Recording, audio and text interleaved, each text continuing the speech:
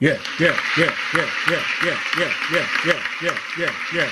Back again. Trey,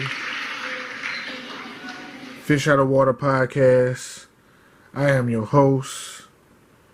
We are here today to speak on Dolemite is My Name, the Eddie Murphy movie that came out on Netflix, and Metallica. I found out some interesting news about Metallica, y'all.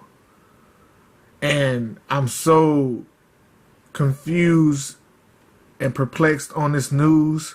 I had to discuss it with my Fish Out of Water Alliance. You know, we music lovers, but we honest music lovers.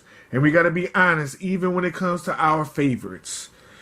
And it's gonna hurt my soul when it comes to the things we gotta discuss about Metallica. But we are here. But first, Dolemite. My name is Dolemite. Eddie Murphy's return to the movie Scream as a person and not as a donkey. Y'all gotta remember that. When the last time we seen Eddie Murphy when he wasn't on Shrek as a donkey?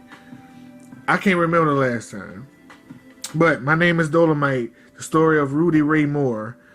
Rudy Ray Moore was an entrepreneur. He started recording his own albums in his house because nobody understood his method of madness. Was successful at that. Started recording his own movies. Nobody believed in that. Was successful at that. The story in the movie on Netflix, I like the way they shot this because a lot of the African American biopics are mostly tragedies. Very, very sad tragedies of people rising to the top and then falling to the gutter to never come out. Every time Rudy fell on this movie, he picked himself up and made something happen. And they didn't show anything negative towards him. Even though what I noticed, and let me tell you how crazy and how messed up people are in this world. I noticed how they was playing Rudy in the sex scene of his movie. He didn't seem interested in being with the woman. He didn't feel like he was a sexy man. So he wanted to make it more comedic relief. And lo and behold, former manager comes out of nowhere and does an interview saying that Rudy was in the closet the whole time. Why do people do this? After Eddie Murphy creates a beautiful movie about Rudy Ray Moore, Dolemite, who created something out of nothing, black-owned business, put people in his neighborhood, from his neighborhood, in his movies, had everybody working, building up the people that nobody believed in. He believed in them. So due to his star power and his work ethic, he put people on. He put your stupid ass on. And Foster, what's his name? Foster Corder? Foster Corder, supposedly former manager of Dolemite, comes on Comedy Hype. Check them out on YouTube. They the DJ Vlad. If you know anything about DJ Vlad, they are the DJ Vlad of comedian interviews.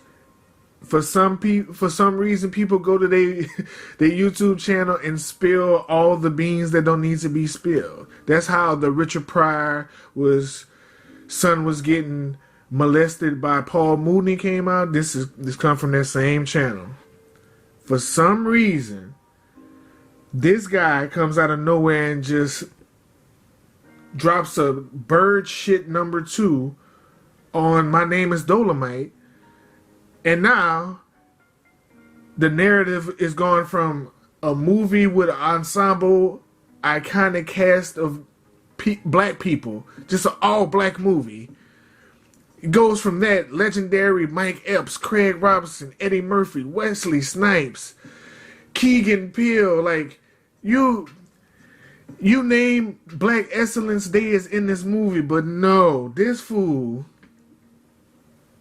3 days ago come out and say, well, Eddie Murphy hurt Dolemite before he passed, and wait a minute, Dolemite was in the closet the whole time. Maybe he wanted to stay in the closet. Foster, did you think about that? Did you think about that this man was just living his life in the closet? What's wrong with being in the closet? Why y'all want to make everybody come out the closet? Everybody don't want to come out the closet. If they want to be gay in their own privacy, let them be gay. Or if you're going to do some BS like you're doing right now, do that when they're alive, where they can answer for themselves. This man can't say nothing for himself. And you could ruin... Come on, man. That is annoying, bro. That is super annoying. I hate people like that. You're going to wait until this man is resting in peace. Even if the question was, Rudy Gay, was he in the closet? As a man with pride, self-respect, and just loyalty, even if you knew that this man was in the closet, I still would have said, I don't know. I don't have sex with Dolemite. I'm not with Dolemite when I'm having sex. I have no idea what's going on with him. That's his personal business. You know, saying I don't know has gone out of style so much that people just say anything. I'm guilty of that myself. And that's why I thought about that when I just said that. Just say I don't know if you don't know. You don't have to make up no statistics. You don't have to lie about no statistics. If you don't have facts, a simple I don't know can go a long way. And Foster, even if you had the facts, even if you saw him sucking a dick or a man sucking his dick or whatever was going on in his homosexual way, this man is not alive. He never said he was gay. It is not in a position for you to say that this man was in the closet. But besides that bullshit, go check out My Name is Dolemite on Netflix. Eddie Murphy, Craig Robinson, Mike Epps, T.I., Keegan from Key and Peele. I mean, so many, Wesley Snipes, so many great actors and actresses in this movie, and they did a great job. I don't know who is the woman that plays Rudy Ray Moore's protege, but she did an amazing job. That's my first time seeing her on film that I could think of. If you just like a good story about a dreamer executing and working hard on his dreams and fulfilling them, this is the movie you need to watch. You're going to fully enjoy it. Now we're to the part of the show that's going to hurt my feelings. And it really disappointed me. I'm not going to feel no kind of way about the band because honestly, I didn't grow up with Metallica. So I don't feel that kind of attachment that would really make me not be a fan of theirs. But some interesting details to their music catalog came across my front desk. I just want to discuss that with y'all. Have y'all ever listened to David Bowie, Andy Warhol, and then listened to Metallica, Masters of Puppets? Real similar guitar riffs. Lots of similar guitar riffs. The one example that I've noticed. And when I was listening to Andy Warhol, I heard these bars, these guitar riffs, and I said, why does that sound so familiar? And it just so happened on my playlist was Masters of Puppets too. And I was like, oh no. I said, wait, could just be an influence. You know, artists are influenced by other artists. and then they create their own. So I didn't say anything. I moved on. Sweet Home Alabama, Leonard Skinner, The Four Horsemen, Metallica. Again, Leonard Skinner, amazing band. Could also be just an influence. Could be just paying homage. But guitar riffs are similar. This is example number 2. But this is also David Bowie and also Leonard Skinner. So I can't really say they're stealing or ripping them off because they're such monumental names in the music game. You can chalk it up to paying homage. This is where it gets tricky, people. This is where the disappointment starts to lay in. Pearl Jam. 1993, right? That's when they came out. Why does Metallica have guitar riffs that are similar to Pearl Jam, which they came out after them, and then they have similar guitar riffs on the 2008 album? On the 2008 album. I'm going to give you the songs. I don't want to play them on here because of copyright strikes and I want to monetize off my podcast. But I'm going to give you the titles. Go check them out. Pearl Jam, Why Go, Metallica, The End of the Line. Listen to those songs back to back. Just listen to those songs back to back. Remember, I'm not here to discredit Metallica. Metallica was one of the main reasons I started the Fish Out of Water series. So you should know how I'm feeling about this. Like, what is going on? Why? I couldn't blame him about Leonard Skinner or David Bowie because of the names, because of who they are, because of the foundation they've laid. Couldn't say nothing. But Pearl Jam, once that happened, it's like, whoa. Whoa. This is getting scary. Iron Maiden, Children of the Damned, 1992. The Unforgiven, Part 2, 1997. Those years are mad close. We talking close. What is going on? Listen to those 2 songs. I'm going to give you the songs and examples. I'm not going to play them on here because of copyright infringement. But go listen to those songs. I need y'all to help me out in the comments because I am lost, confused, and disoriented. I love Metallica, but what's going on here? Children of the Damned. The Unforgiven Part 2. Couple of years apart. What are we doing? But that guitar riff is also similar to Fade to Black, which is from 1984. So did Iron Maiden take, see, this is the craziness of this situation. Because they also had that same melody in 1984. Iron Maiden is 92. The Unforgiven is 97.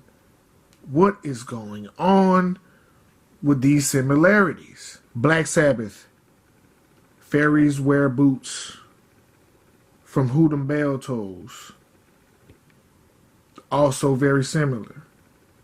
But the name also separates the feel because Black Sabbath is Black Sabbath.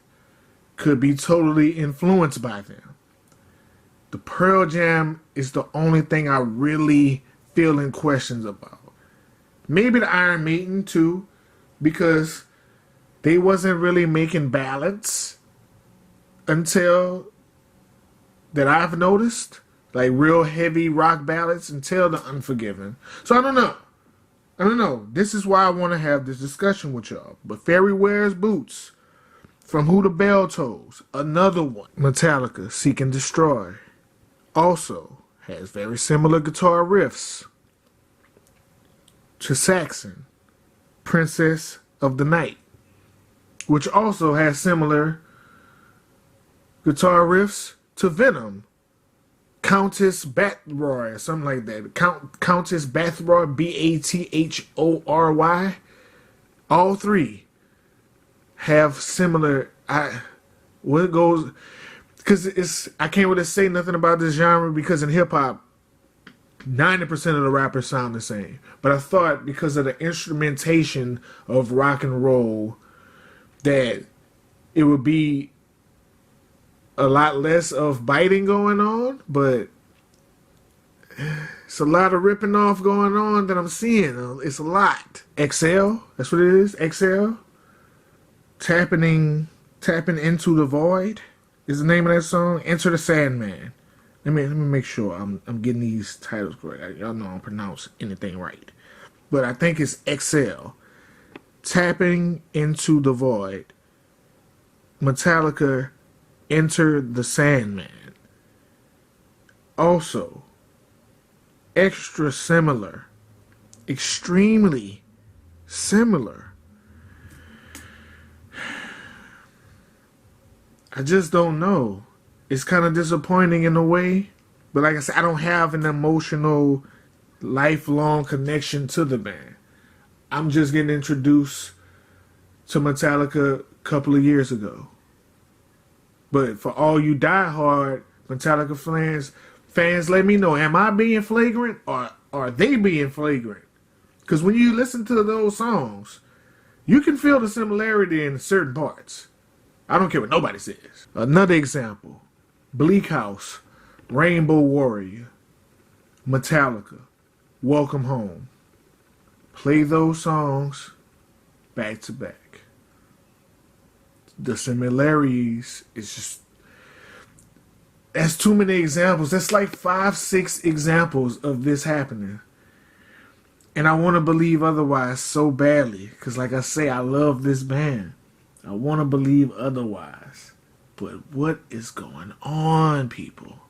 Transforming music, borrowing, paying homage, ripping off, whatever you want to call it. I still love those songs from Metallica. I won't stop listening to those songs from Metallica because that's just my musical taste. But if somebody would be like, oh, they ripping off everybody, I don't want to listen to them ever again, can I blame them? When there's so much evidence of it happening? Are the timelines crossing because of the way albums were released? Because I know 80s, 90s, it took 1.5 years to 2 years to get an album pressed, to get the rollout going. They've been recording for a whole year before it even comes out. So I don't know, but I don't even know much about the rock genre at all. I just noticed those songs coming to my attention. Then I kind of took a deeper dive into where some of the riffs came from and just went deeper and deeper until I just went to the sinkhole of shit. They took a lot of riffs. they took a lot of riffs from a lot of big names and from a lot of names that nobody know about. The Black Sabbaths, the Iron Maidens, the David Bowies. Can't really blame them for that. Just because of the name, the foundation. But I've never heard of Exhale. I've never heard of Bleak House. It's a couple of them. Venom. I've heard of Venom. Just never really, it's not nothing that comes across my reaction channel like that. So, but then Venom, I don't know. It's a mess. It's just something that was brought to my attention and I want to bring to y'all so we could discuss in the comments.